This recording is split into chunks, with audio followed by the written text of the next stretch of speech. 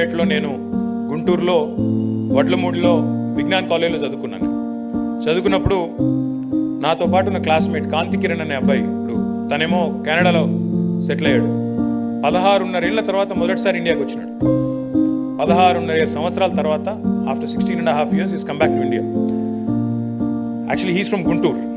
So వాడిని అడిగాను నేను, అరే మరి కాంతి, గుంటూరు నాన్న గుర్తుపెట్టావా, హైదరాబాద్ని ఎట్లా గుర్తుపెట్టలేవు కానీ గుంటూరు నాన్న గుర్తుపెట్టావా అంటే గుంటూరు కూడా మారిపోయిందిరా అన్నాడు. హైదరాబాద్ మారిందంటే హైదరాబాద్ మారిపోయడం కాదు, హైదరాబాద్ చూస్తే అసలు నాకు అర్థం కావట్లేదు, మా కెనడాలో టొరంటో కంటే, వ్యాంకూవర్ కంటే, ఆటవా కంటే ఇదే బాగుందనిపిస్తుంది, వచ్చేయాలనిపిస్తుంది తిరిగి అని చెప్పాడు.